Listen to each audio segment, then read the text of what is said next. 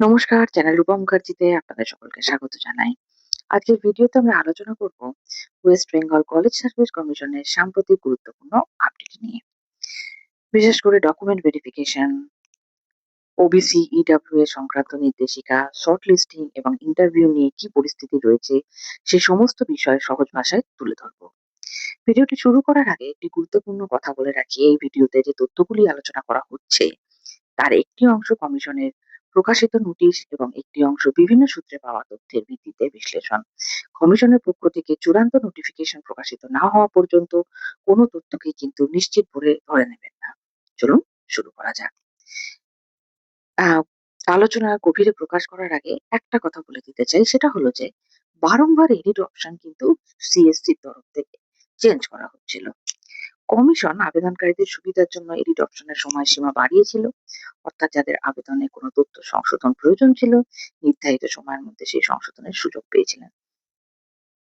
নির্ভুলভাবে তথ্য জমা দেওয়ার জন্য কমিশন বলেছিল যে তারা বারংবার এডিট অপশনের সময়সীমা বাড়িয়ে দিচ্ছিল, কারণ পরবর্তী ধাপে ডকুমেন্ট ভেরিফিকেশন এবং শর্ট লিস্টিং এর ক্ষেত্রে ভুল তথ্য থাকলে সমস্যার সৃষ্টি হতে পারে।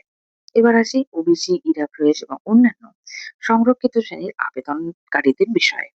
কমিশনের বিজ্ঞপ্তি অনুযায়ী যাদের নির্দিষ্ট কাট অফ ডেটের আগে বৈধ সার্টিফিকেট বা প্রয়োজনীয় নথি রয়েছে তাদের সেই নথি বিবেচনা করা হবে, অর্থাৎ কাট অফ ডেটের পরে তৈরি হওয়া নতুন সার্টিফিকেট সাধারণত গ্রহণযোগ্য হবে না, যদি না কমিশন আলাদা করে নতুন কোনো নির্দেশ জারি করে। তাই যাদের এখনো নথিপত্র নিয়ে কোনো সংশয় রয়েছে তারা কমিশনের অফিসিয়াল নোটিফিকেশন ভালোভাবে পড়ে নিন এবং প্রয়োজনে সংশ্লিষ্ট দপ্তরের সঙ্গে যোগাযোগ করুন। এবার আসা যাক আর পরের প্রশ্নে, অর্থাৎ শর্ট লিস্টিং কিভাবে হতে পারে। এই মুহূর্তে সোশ্যাল মিডিয়া এবং বিভিন্ন ইউটিউব চ্যানেলে শর্ট লিস্টিং নিয়ে নানা ধরনের দাবি করা হচ্ছে।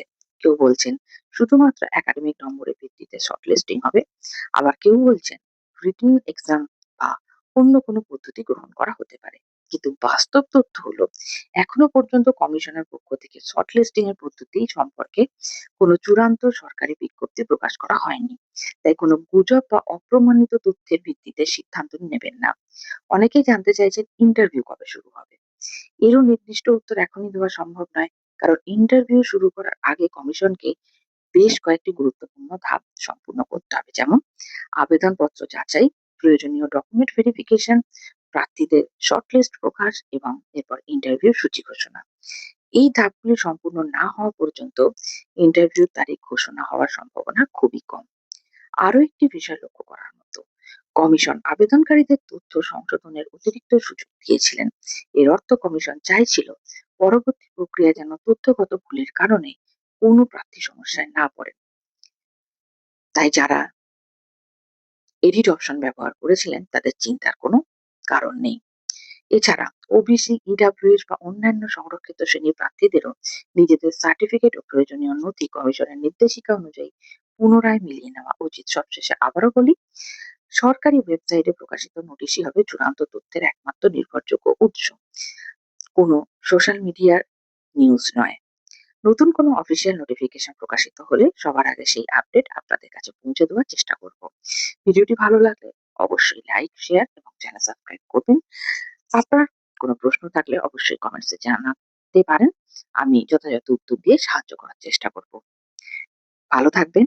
ধন্যবাদ। নমস্কার।